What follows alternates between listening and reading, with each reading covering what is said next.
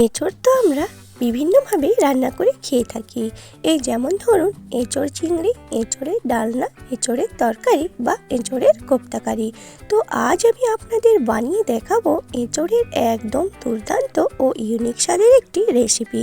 তো বন্ধুরা, এই রেসিপিটি যে একবার খাবে সে কিন্তু মাছ মাংস খাওয়া ভুলে যেতে পারে। তো এমনই টেস্টি এই এঁচোড়ের রেসিপি। এই এঁচোড়ের রেসিপি এমনই দুর্দান্ত স্বাদের হয় যে কোনো কষা মাছ মাংস স্বাদকেও কিন্তু হার মানিয়ে দিতে পারে। তো নমস্কার বন্ধুরা, নীলা রান্নাঘরে আপনাদের সবাইকে অনেক অনেক স্বাগত জানাই। আশা করি সবাই খুব ভালো আছেন ও সুস্থ আছেন। তো চলে এসেছি আজকে একদম ইউনিক ও দুর্দান্ত স্বাদের একটি রেসিপি নিয়ে। তো আমার সব বন্ধুদের অনুরোধ রইল ভিডিওটি স্কিপ না করে প্রথম থেকে শেষ পর্যন্ত দেখার জন্য। তো আসুন দেখে নেওয়া যাক আমার এই আজকের এঁচোড়ের রেসিপি। তো দেখুন বন্ধুরা, এখানে প্রায় 800 থেকে 1 কেজির মতো এঁচোড় আমি নিয়ে নিয়েছি। এরপর এঁচোড়টাকে ঠিক এইভাবে কেটে নিয়েছি। তো বন্ধুরা, এঁচোড়টাকে কেটে আমি জলের মধ্যে দিয়ে দিয়েছি।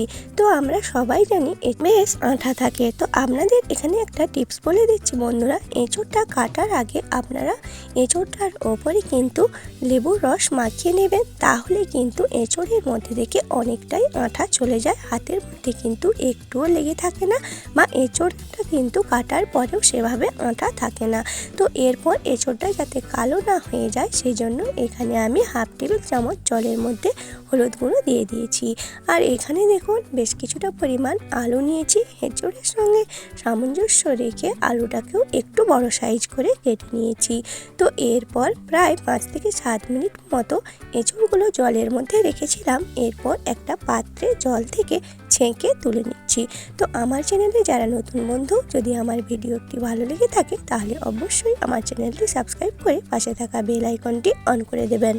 তো বন্ধুরা, এরপর আমি কিন্তু এঁচোড়ের মধ্যে বেশ কিছু পরিমাণ মশলা অ্যাড করে দিচ্ছি।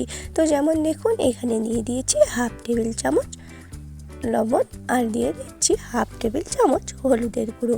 এরপর আমি দিয়ে দেব হাফ টেবিল চামচ লঙ্কার গুঁড়ো। তো বন্ধুরা, এঁচোড় আমরা অনেকভাবেই রান্না করে খেয়ে থাকি। তো আপনারা অবশ্যই এইভাবে একবার রান্না করে খেয়ে দেখবেন, যেমনই মুখরোচক খেতে তেমনই টেস্টি। তো এরপর দেখুন, এখানে আমি 1 চামচ বেসন নিয়েছিলাম। তো বেসনটাকে এঁচোড়ের মধ্যে দিয়ে দিয়েছি, আর দিয়ে দিচ্ছি 1 ফালি পাতিলেবুর রস। তো এই সমস্ত উপকরণগুলো দিয়ে এঁচোড়ের সঙ্গে ভালোভাবে মেখে নিয়ে প্রায় 10 থেকে 15 মিনিট মতো আমি রেখে দেব। তো এরপর যেটা আমি দিয়েছি সেটা হলো 1 টেবিল চামচ সর্ষের তেল। তো সমস্ত উপকরণগুলোকে এবারে হাত দিয়ে ভালোভাবে মেখে নিয়ে প্রায় 15 মিনিটের মতো আমি এখানে রেখে দেব। তো বন্ধুরা, অবশ্যই আপনারা বাড়িতে এইভাবে একবার রান্না করে খেয়ে দেখবেন, যেমন কিন্তু খেতে সুস্বাদু হয় আর তেমনই মুখরোচক।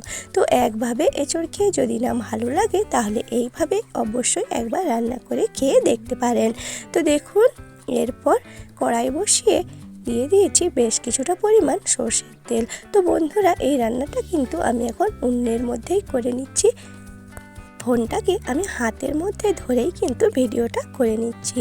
তো একটু অসুবিধে হতে পারে, তো আপনারা একটু অ্যাডজাস্ট করে নেবেন।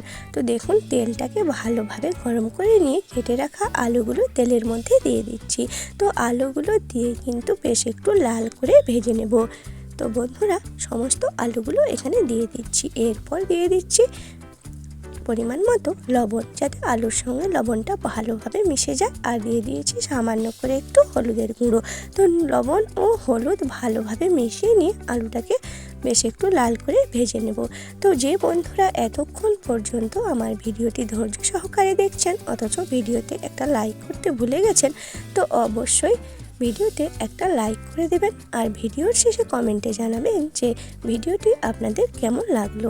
তো আপনাদের একটা লাইক ও একটা কমেন্ট কিন্তু আমাদের অনেক উৎসাহিত করে পরবর্তী ভিডিও বানানোর জন্য। তো দেখুন বন্ধুরা, আলুগুলোকে একটু লাল করে ভেজে নিয়েছি। এরপর একটা ছান্তা দিয়ে তেল ছেঁকে তুলে নিয়েছি। তো এরপর দেখুন, ম্যারিনেট করে রাখা এঁচোড়গুলো আমি তেলের মধ্যে দিয়ে দিচ্ছি। তো বন্ধুরা, এই রেসিপিটি কিন্তু যে কোনো কিছুর সাথে কিন্তু অনায়াসে খুব সুন্দরভাবে খাওয়া যেতে পারে। ভাত, রুটি, যে কোনো কিছু, বা বাড়িতে আত্মীয়রা এলে যদি আপনারা মাছ মাংসর পরিবর্তে কিন্তু এই রেসিপিটি খুব সুন্দরভাবে বানিয়ে খাওয়াতে পারেন। তো দেখুন তেলের মধ্যে এখন এঁচোড়টাকে দিয়ে দিয়েছি। তো এঁচোড়টাকেও বেশ লাল করে ভেজে নিয়েছি। তো দেখুন বন্ধুরা, এঁচোড়টাকে বেশ ভালোভাবে তেলের মধ্যে দিয়ে ভেজে নিয়েছি। এঁচোড়টাকেও এবারে একটা ছান্তার সাহায্যে তেল থেকে ছেঁকে তুলে নেব। তো দেখুন বন্ধুরা, এঁচোড়টাকেও ছান্তা দিয়ে তেল ছেঁকে তুলে নিচ্ছি। তো এই রেসিপিটি বন্ধুরা খেতে কিন্তু দুর্দান্ত হয় আর খুব সহজেই কিন্তু এটা বানিয়ে নেওয়া যায়। তো দেখুন বন্ধুরা, ওই তেলের মধ্যে আরও একটু তেল আমি দিয়ে নিচ্ছি। তো দেখুন বন্ধুরা, সমস্ত এঁচোড় ও আলু খুব সুন্দরভাবে আমার ভাজা হয়ে গিয়েছে, একটা পাত্রে রেখে দিয়েছি। তো এরপর এখানে একটু ফোড়ন নিয়ে নিয়েছি, 3টে লবঙ্গ, একটা তেজপাতা ও দুটো শুকনো লঙ্কা, 3টে এলাচ আর হাফ টেবিল চামচ জিরে আর কিছুটা দারচিনি। তো তেলের মধ্যে ফোড়নে দিয়ে ফোড়নটাকে বেশ লাল করে একটা মিষ্টি গন্ধ ওঠা অবধি ভেজে নিয়েছি। এরপর এখানে দিয়ে দিচ্ছি দুটো বড় সাইজের পেঁয়াজ আমি কুচি করে রেখেছিলাম। তো সেই পেঁয়াজটাই এখানে অ্যাড করে দিয়েছি। তো পেঁয়াজটাকেও কালার চেঞ্জ করে লাল করে ভেজে নিতে হবে। তো বন্ধুরা, বাড়ির সবাইকে যদি এইভাবে রান্না করে খাওয়ান, কেউ কিন্তু বলবে না যে মাংসের থেকে খেতে কোনো অংশে কম হয়েছে। তো দেখুন বন্ধুরা, পেঁয়াজটাকে দিয়ে এরপর একটু লবণ দিয়ে দিচ্ছি যাতে পেঁয়াজটা মজে গিয়ে তাড়াতাড়ি ভাজা হয়ে যায়।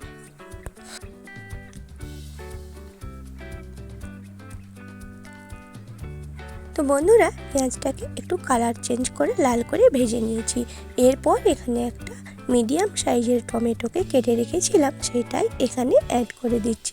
তো বন্ধুরা, চাইলে আপনারা এখানে টমেটোর পেস্টও ব্যবহার করতে পারেন। তো টমেটোটাকে দিয়েও কিছু সময় ভেজে নিয়ে এরপর এখানে কিছু গুঁড়ো মশলা অ্যাড করে দিচ্ছি। দিয়ে দিচ্ছি হাফ টেবিল চামচ হলুদের গুঁড়ো, হাফ টেবিল চামচ লঙ্কার গুঁড়ো আর দিয়ে দেব হাফ টেবিল চামচ জিরে গুঁড়ো আর কালারের জন্য এখানে দিয়ে দিচ্ছি হাফ টেবিল চামচ কাশ্মীরি লঙ্কার গুঁড়ো। তো এবারে গুঁড়ো মশলাগুলোকে দিয়ে ভালোভাবে তেলের মধ্যে কষিয়ে নিতে হবে। তো বন্ধুরা, যে কোনো রান্নাতে মশলা যত সুন্দরভাবে কষানো হবে সেই রান্নার টেস্ট কিন্তু ততই ভালো হবে। তো দেখুন, ভালোভাবে গুঁড়ো মশলাগুলো মিশিয়ে নিয়ে সামান্য একটু জল দিয়ে দিচ্ছি। তো জল দিয়ে ভালোভাবে কষিয়ে নেব।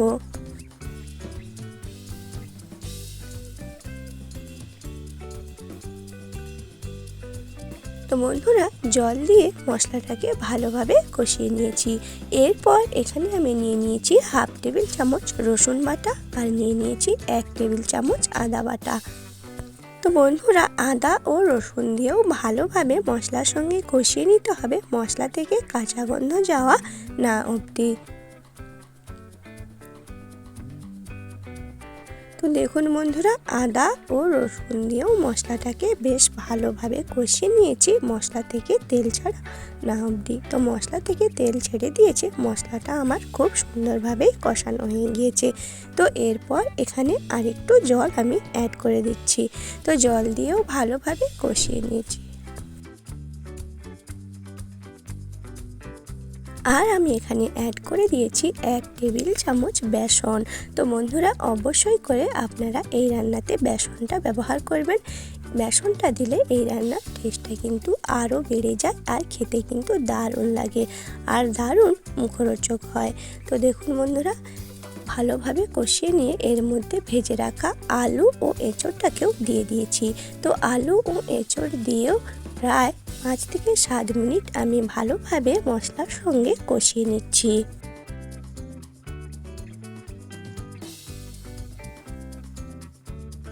তো বন্ধুরা, এই রান্নাতে লেবুর রসটা ব্যবহার করার জন্য কিন্তু এই রান্নাটা বেশ মুখরোচকভাবে আমাদের তৈরি হয়ে যাবে। তো আপনারা এই রান্নাতে অবশ্যই লেবুর রসটা ব্যবহার করবেন।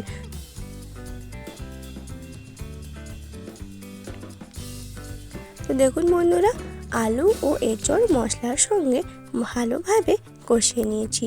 এরপর এখানে অ্যাড করে দিচ্ছি পরিমাণ মতো জল। তো বন্ধুরা, আপনারা যে পরিমাণে গ্রেভি রাখতে চাইবেন সেই অনুযায়ী কিন্তু জলটা দিয়ে নেবেন। তো আলু কিন্তু প্রায় 70% মতো সেদ্ধ হয়ে গিয়েছে। তো সেই অনুযায়ী আমি জলটা দিয়ে দিয়েছি, আর এখানে দিয়ে দিয়েছি স্বাদ অনুযায়ী লবণ। তো রান্নাটাতে আমি একটু ঝোলঝোল রাখবো, তো সেই অনুযায়ী জলটা দিয়ে নিয়েছি। তো দেখুন ঝোলটা আমার ভালোভাবে ফুটে গিয়েছে, আর আলুটাও কিন্তু সুন্দরভাবেই সেদ্ধ হয়ে গিয়েছে। তো দেখতেই পেলেন বন্ধুরা, আলুটাও কিন্তু খুব সুন্দরভাবে সেদ্ধ হয়ে গিয়েছে। তো এরপর আমি এখানে দিয়ে দিচ্ছি সামান্য একটু চিনি। তো যে কোনো রান্নাতে একটু চিনির ব্যবহার করলে সেই রান্নার টেস্ট কিন্তু আরও বেড়ে যায়। আর এর সঙ্গে দিয়ে দিয়েছি দুটো চেরা কাঁচা লঙ্কা। তো কাঁচা লঙ্কা ও চিনি দিয়ে কিছুক্ষণ রান্না করে নিয়েছি। তো এরপর এখানে দিয়ে দিচ্ছি 1/2 টেবিল চামচ গুঁড়ো গরম মশলা। তো এই গরম মশলার স্বাদ ও গন্ধ দুটোই কিন্তু অসাধারণ, যে কোনো রান্নার টেস্ট কিন্তু বাড়িয়ে দিতে পারে। তো দেখুন বন্ধুরা, গরম মশলাটা দিয়ে ভালোভাবে মিশিয়ে নিয়েছি। তো এরপর আরও প্রায় 2 মিনিট মতো আমি রান্না করে নিয়েছি। তো দেখুন বন্ধুরা, ফাইনালি এঁচোড়ের এই রেসিপিটি আমাদের একদমই রেডি। তো দেখেই বুঝতে পারছেন যে কতটা সুন্দর আর কতটা টেস্টি হয়েছে এই রেসিপিটি, কতটা লোভনীয় লাগছে।